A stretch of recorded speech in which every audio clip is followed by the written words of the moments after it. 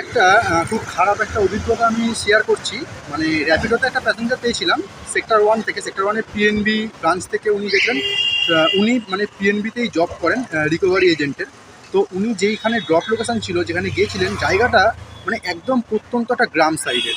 ঠিক আছে? মানে গ্রামও বলা যাবে না, মানে গ্রাম হলে তো বাড়িঘর থাকবে, কিন্তু বাড়িঘরও নেই সেখানে। একদম ফাঁকা মাঠ, ফাঁকা জমি। তো উনি ওখানে গিয়েছিলেন একটা রিকভারি করার জন্য। তো ওখান থেকে উনি আমাকে বললেন যে, দাদা তাহলে আমি আপনার সাথে আমি আবার ব্যাকে যাবো, কারণ এখান থেকে তো আমি আর কোনো র্যাপিডো মানে ভাড়া পাবো না বা কোনো গাড়ি পাবো না। তো আমি এখান থেকে ডাইরেক্ট আপনার সাথেই চলে যাবো। আমি বললাম ঠিক আছে, তাহলে আপনার জন্য কতক্ষণ ওয়েট করতে হবে এখানে বলুন। তো উনি বললেন যে কিছুক্ষণ ওয়েট করুন, আমি বেরিয়ে যাবো। তো আমাকে মোটামুটি আধ ঘন্টা কাছাকাছি ওয়েট করাবো।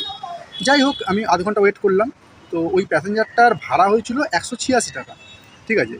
তো উনি যেহেতু আবার ব্যাকে আসবেন, তো 186 আর ওয়েটিং চার্জ মিলিয়ে আমি 400 টাকা বলেছি ওনাকে আসার পর। এইবারে প্রবলেমটা হলো, আমি ওনাকে ওনার ড্রপ লোকেশানে মানে আবার ছেড়ে দিলাম, যেখান থেকে আমি পিক করেছিলাম সেখানে আবার ছেড়ে দিলাম। উনি আমাকে 350 টাকা অনলাইন দিয়ে হট করে উনি একটা গলির দিয়ে ঢুকে চলে গেলেন। আমি তো দেখিনি, মানে উনি পেমেন্ট করতে করতে হাঁটা দিয়েছেন। হঠাৎ করে দেখি আমার কাছে 350 টাকা ঢুকেছে। আমি তো মানে সঙ্গে সঙ্গে গেলাম ওনার পেছনে। প্রথমে খুঁজে পাচ্ছিলাম না, অনেক করে খোঁজার চেষ্টা করলাম, বাট লাস্টে দেখলাম হ্যাঁ, ওনাকে দেখতে পেয়েছি। তো ওনাকে গিয়ে বললাম যে 350 টাকা আপনি দিলেন কেন? আপনাকে তো 400 টাকা বললাম। আপনি তো 186 টাকা করেও যদি ডবলে হয়, ইন্টু 2 হয়, তাও তো আপনার 350 টাকা হচ্ছে না, 170 টাকা হচ্ছে।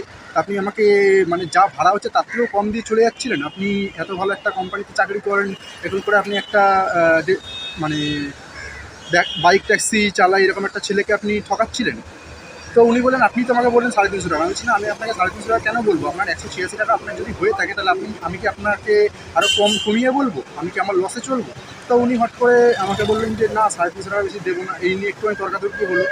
যাই হোক, তখন আমি ক্যামেরাটা করিনি, এখন আমি বলছি।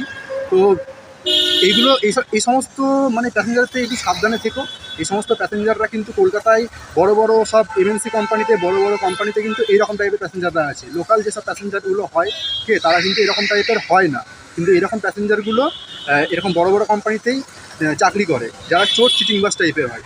তো এইটাই আমি সমস্ত রাইডারদেরকে সাবধান করে দিচ্ছি, যে তোমরা অতি অবশ্যই প্যাসেঞ্জার বুঝে তোমরা আবার রিটার্নে এসো। দরকার বলে খালি গাড়ি নিয়ে 5-10 কিলোমিটার চলে আসো, কিন্তু সেই প্যাসেঞ্জারকে তুমি রিটার্নে আর নিয়ে এসো না। এটাই বলার। যাই হোক, এটাই আমি শেয়ার করার জন্য ভিডিওটা করলাম।